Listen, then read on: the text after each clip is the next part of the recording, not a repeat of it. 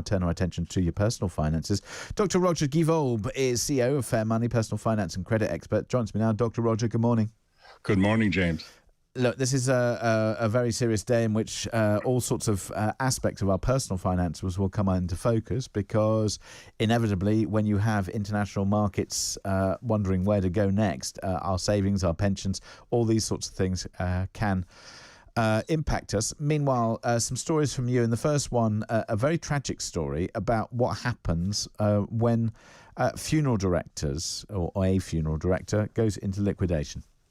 Yes, well, we're talking about a very large funeral director here. They operated in 5 different cities. Mrs. Linda Smith of Hull was tragically told that she has 2 to 5 years to live, having been diagnosed with terminal cancer. To alleviate even further stress for her family, she took out a prepaid funeral services plan from the unbelievably named company, Heavenly Services Limited. The firm's just gone into total liquidation, and the liquidators have told her that they cannot perform the services and that she's not going to get her money back.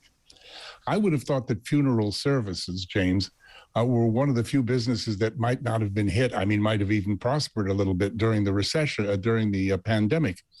But really what I'd like to know is whether she declined or whether they offered her insurance on this prepaid product. It would have cost pennies. So do you think that this is something that, say, for example, if you are thinking of prepaying for such a thing, that some kind of insurance to make sure that you're covered against this kind of company failure?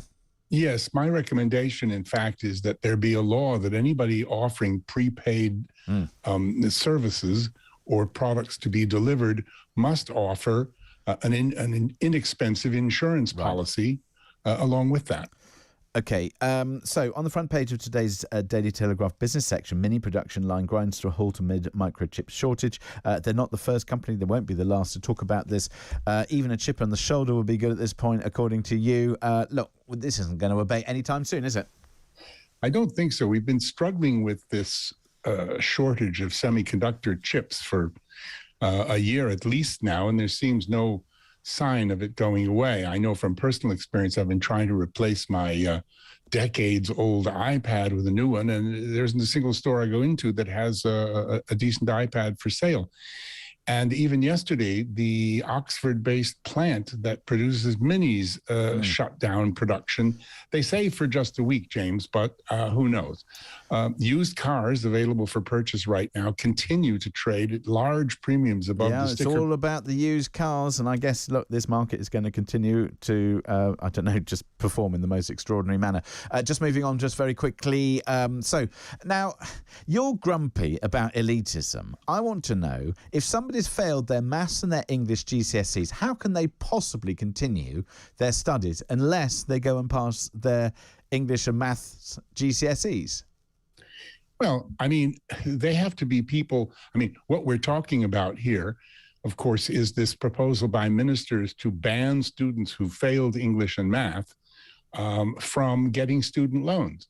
But, you know, in the case of students where there's a reason, problems at home, a parent being unwell, there could be a million reasons people could get bad grades. And I suppose there could be. And then I suppose there are other subjects that perhaps they could go off and do where they maybe don't need those particular skills. But I guess, look, this is one that's going to run and run. How, just very briefly, how do we square this one out? How do we make sure that people get access to education?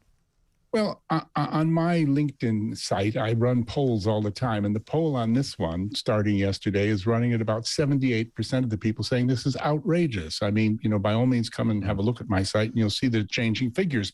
Polls open for a couple more weeks. But, I mean, people are massively against this. You can't dictate that someone can't have education if they're determined enough, because the people who failed because they didn't really care are not the people who are going to want a student loan to go to uni anyway.